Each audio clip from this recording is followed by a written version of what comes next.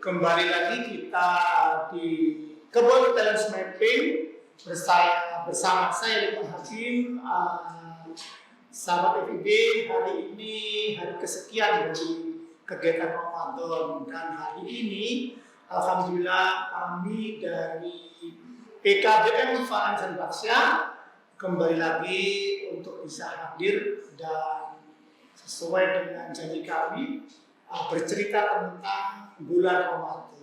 Dan tamu kita hari ini adalah tamu istimewa kita adalah Dr. Ida. Assalamualaikum Bu. Waalaikumsalam Pak Lukman. Bu Ida itu lengkapnya namanya sih Bu? Nama lengkap saya Dr. Ida Megawati. Oh, Ida Megawati. Wah, ada meganya Bu ya? Iya. Mega. Luar biasa. Dan Ibu Ida ini adalah Kepala Puskesmas di Dinoyo. Di Dinoyo. Kebetulan beliau adalah, kalau saya lihat adalah orang futuristik ya. Ide-ide juga luar biasa, dan kali ini pada sore hari ini kami lagi membicarakan tentang program-program ke depan. Bagaimana kolaborasi antara Puskesmas Dinoyo sebagai pelayan masyarakat di kesehatan bersama dengan kami dari PKBM atau PKBM Financial Baksya yang tentunya juga bertugas untuk bagaimana mensejahterakan masyarakat dari sisi pendidikan dan sebagainya.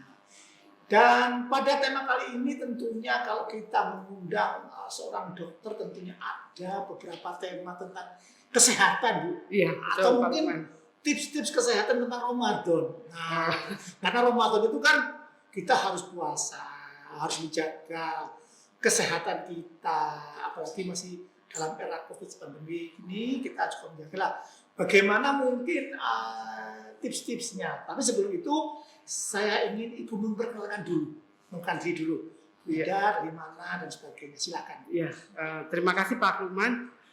Jadi saya Dr. Ida Megawati. Ya, saya aslinya ini kebetulan orang Surabaya. Oh, iya. Saya sekarang berdinas di Puskesmas Dinoyo, kebetulan diamanatkan sebagai Kepala Puskesmas Dinoyo.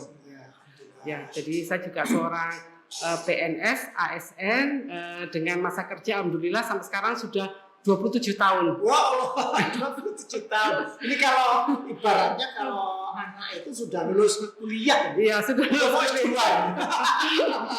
Iya. Iya. Jadi terkait tadi yang Bapak Lukman sampaikan, jadi memang tips-tips untuk supaya kita bisa melewati masa Ramadan dengan kondisi tetap sehat. Tetap sehat.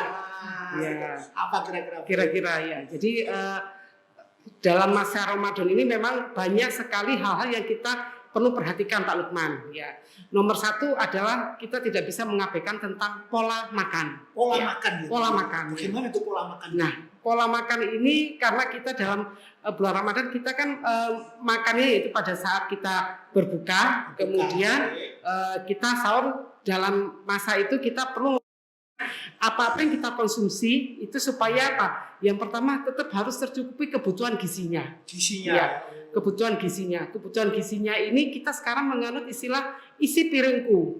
Isi piringku. Ya, isinya artinya apa? Sepertiga itu adalah karbohidrat. Oh. Kemudian sepertiganya lagi adalah lauk pauk, sepertiganya lagi adalah sayuran dan buah. Nah, ini karbohidrat, sepertiga, lauk pauk, yang sepertiga lagi adalah sayuran dan buah. Nah, kenapa demikian? Karena dalam kondisi puasa kebutuhan akan zat-zat tersebut tetap harus seimbang. Kita tidak bisa mengabaikan salah satu saja karena itu juga nanti akan mempengaruhi pada saat kita bisa lemes Bu ya. Iya betul, betul. Jadi saya nganggur kurang apa ya? Terlalu banyak karbohidrat. Terlalu banyak karbohidrat itu ya. Jadi kalau kita terlalu banyak karbohidrat itu nanti kadar gula darahnya juga terlalu tinggi yang biasanya menyebabkan tadi mungkin ngantuk. Atau ngantuk gitu ya. Itu. Kalau kurang sayurnya? Kalau kurang sayur dan buah, nah sayur dan buah ini adalah makanan yang berserat. Dalam bulan puasa ini sayuran dan buah yang berserat itu sangat bagus untuk apa? Untuk menjaga supaya kita lebih tahan lapar. Oh, ya, karena dia diolahnya di dalam di dalam lambung jamu susu dia lebih lambat. Ini yang menyebabkan kita masih merasa Proses kenyang. pengolahan di Betul. lambung ya. Kita masih merasa kenyang, tapi kalau seperti karbohidrat itu cepat dia diprosesnya, kemudian lambungnya cepat kosong, cepat terasa lapar kembali. Wah salah berarti kalau begitu saya Bu. Kebanyakan pisingkong itu begitu ya. Iya, itu Nasinya termasuk karbohidrat berarti ya. Wah ini harus tadi. diatur lagi polanya. Betul, ini. betul. Wah. Tadi jadi perhatikan isi piringku, kemudian juga lauk pauk. Lauk pauk. Lauk pauk Oke. itu juga perlu kita perhatikan supaya juga tidak pula terlalu banyak.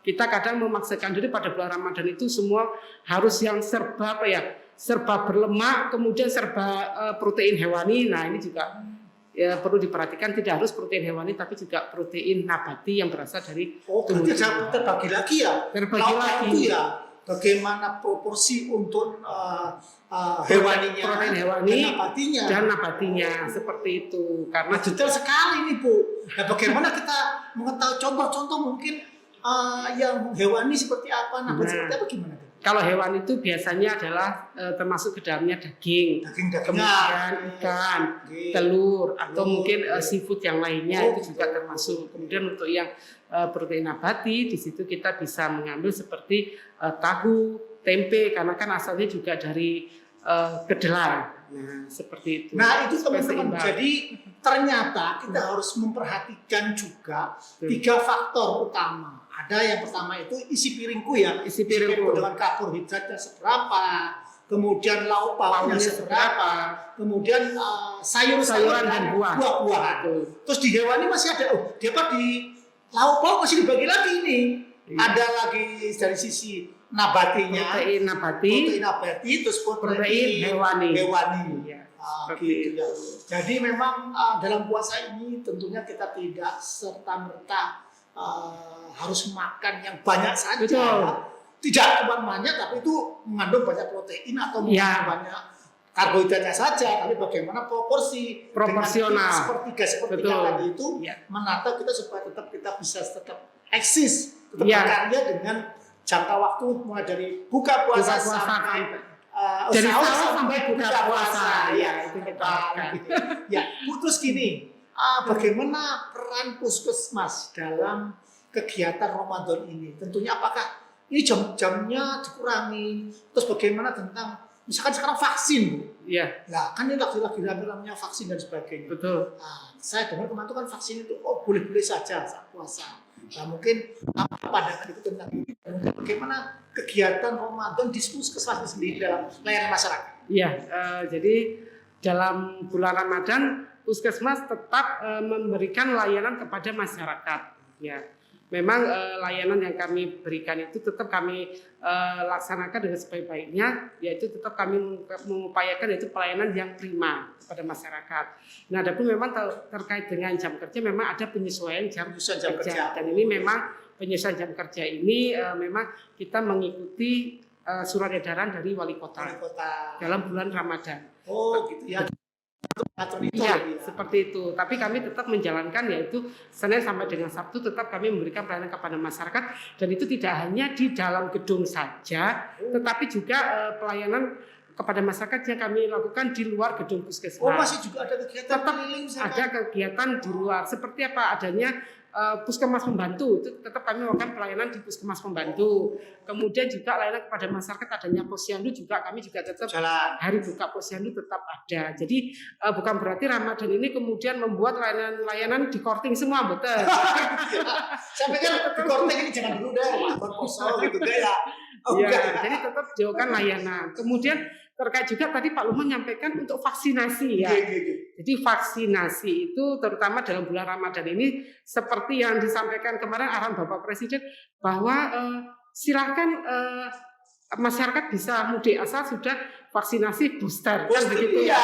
Jadi kegiatan kami sekarang vaksinasi memang banyak. Bagaimana mengejar booster karena Oh. itu banyak permintaan dari masyarakat. Masyarakat. Jadi dengan adanya kasus COVID yang sudah melandai, jadi kesempatan untuk untuk mudik juga sudah diberikan oleh masyarakat, tapi tetap protokol kesehatan tetap harus dipatuhi dan dilengkapi dengan vaksinasi booster, begitu Pak Lukman. Ya, sahabat-sahabat FIB, tentunya panduan dari pemerintah itu jelas ya. Betul. Bukan apa-apa, karena kita juga semua pengen aman. Yang mudik juga pengen aman, yang didatangi mudik juga aman. Sehingga kalau kita itu sudah vaksin, sudah booster tahap 3, insya Allah itu lebih terjamin daripada kita masih belum vaksin sama sekali. Betul, iya. Dan itu tentunya menjadi tugas bagi pemerintah dari sisi pendidikan, dari sisi kesehatan, puskesmas juga menyampaikan itu, Bu ya. Betul. Terus ini sampai kapan, Bu, vaksinnya itu akan berlangsung? Ini udah mau mungkin menjelang Ramadan, ini mau akhir tuh mungkin berapa minggu sebelumnya atau? Ya, jadi booster ini akan kita lakukan terus, artinya secara berkesinambungan, yaitu tergantung juga dengan kedatangan dropping jumlah vaksin yang ada dari Dinas Kesehatan. Memang sekarang dibutuhkan booster itu yaitu vaksinasi yang ketiganya supaya apa? Supaya tadi daya tahan ya, kemudian daya kekebalan imunitas seseorang itu biar lebih bagus, sehingga pada saat nanti mereka mengadakan perjalanan bersilaturahmi itu tidak membahayakan bagi yang dikunjungi seperti ya, itu. Iya, memang kita kadang-kadang bikin kita sendiri aja. Betul. Bahwa yang dikunjungi di kampung itu juga mereka juga butuh aman, itu juga penting. Nah, makanya kita harus sosialisasikan terus ya. Iya, apalagi yang dikunjungi kan orang tua. Kita biasanya orang tua yang umurnya di atas 50 tahun. Betul, ya. Termasuk lansia. Walaupun mereka juga sudah, insya Allah juga para lansia juga sudah dilakukan vaksinasi ya. Tapi alangkah baiknya kalau yang datang ini tidak membawa virus begitu Pak. Ya teman-teman, sahabat FIB, sungguh luar biasa dan dilakukan oleh teman-teman dari tim Puskesmas di Noyo yang mana tetap eksis untuk melakukan suatu kegiatan meskipun bulan puasa tidak mendiskon, tidak mengurangi aktivitas yang ada, kegiatan posyandu tetap jalan, layanan juga masih maksimal Senin sampai Sabtu, dan kemudian bagaimana sosialisasi tentang vaksin, kemudian bagaimana juga melakukan vaksinasi itu juga terus dilakukan, dan moga-moga ini menjadi kesadaran kita bersama bahwa kita bisa hidup sehat. Betul. Tentunya didukung oleh semua ya Bu ya. Betul. Baik warga masyarakatnya, pemerintahnya, juga mungkin teman-teman yang bergerak di lapangan, karena yang di lapangan ini terus terang kemarin itu tahun-tahun kemarin itu kan banyak juga tenaga medis yang berguguran Bu ya. Iya. Yang karena adanya COVID itu juga banyak tenaga medis yang berguguran, dan itu tentunya luar biasa sekali pengorbanan mereka untuk melayani masyarakat ini Bu ya. Ya, jadi memang untuk kita bisa terus eksis, kita bisa tetap sehat itu tidak hanya dilakukan oleh orang per orang, tapi harus dari seluruh unsur. Jadi dalam kondisi sekarang ini COVID bisa melandai seperti ini adalah suatu hal yang luar biasa, dan ini adalah berkat apa? Berkat kerja sama usaha kita semua ya. Baik dia dari unsur pemerintah, unsur masyarakat, siapapun itu juga unsur swasta ikut berperan serta. Nah, kondisi yang sekarang ini sedang COVID-nya melandai tidak menjadikan kita kemudian lupa menerapkan protokol kesehatan. Kemudian muncullah euforia, kita gembira sekali, kemudian kita lepaskan semua protokol kesehatan. Nah, itu yang nanti akan bisa memberikan ancaman meningginya kembali kasus COVID. Jadi tetap kita perhatikan supaya kondisi ini tetap bisa terjaga, landai-landai terus. Mudah-mudahan pandemi ini bisa segera berakhir. Itu memang perlu kerjasama dari kita semua, seluruh unsur yang ada di seluruh tatanan, begitu ya, Pak Lukman. Saya senang dengan Bu Ida itu kalau bicara semangatnya luar biasa. Mirip dengan saya sebenarnya. Menggebu-gebu dan selalu ada beberapa hal yang disampaikan, inovasi dan sebagainya.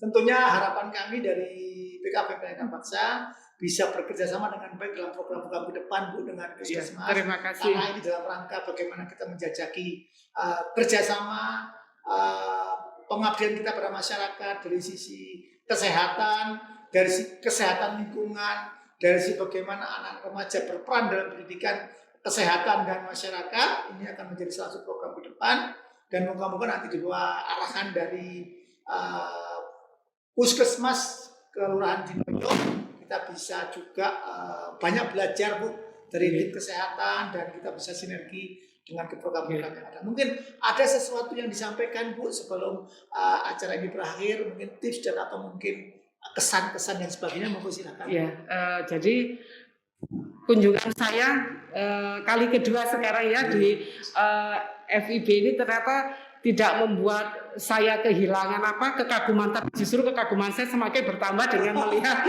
FIB ini. kali ini kunjungan kedua dengan membawa tim dari Puskesmas di Noyo ya, supaya teman-teman juga dari tim Puskesmas di Noyo juga bisa semakin solid ke depannya. Mudah-mudahan nanti kita bisa berkolaborasi dengan FIB karena tadi dari seluruh respon dari teman-teman saya mendengar bahwa Pak FIB ini memang luar biasa apa yang sudah diperbuat oleh FIB untuk masyarakat, kemudian juga apa yang sudah dilakukan juga terhadap anak didik di sini ini suatu pencapaian yang sangat baik, suatu pencapaian yang luar biasa. Kedepannya harapan kami yaitu Puskesmas Dinoyo bisa melakukan kerjasama, kita bisa berkontribusi di bidang kesehatan ya, karena bagaimanapun juga kesehatan itu tetaplah menjadi hal yang tidak bisa dikesampingkan ya. Kita ingin cita-cita tercapai, kita ingin semua berjalan sebagainya hanya bisa kan kalau kita dalam kondisi sehat. Nah, mudah-mudahan program-program yang ada di Puskesmas Dinoyo nanti kami ingin bisa lakukan di sini. Tentu juga program-program itu nanti kita lakukan sesuai dengan kondisi yang ada di sini. Jadi artinya kita kondisikan supaya apa? Supaya anak-anak didik yang ada di sini pun juga bisa menerimanya dengan senang, dengan mudah, tidak merasa boring. Kok kesehatan kami juga sudah biasa mendengar hal-hal seperti ini melalui media sosial sebagainya, tapi kita ingin menyampaikannya nanti dengan istilahnya tentu didukung oleh FIB menjadi suatu kemasan yang menarik untuk anak-anak yang inovatif dan mudah-mudahan bisa memberikan dampak yang positif juga ke masyarakat. Begitu Pak Lukman harapan saya.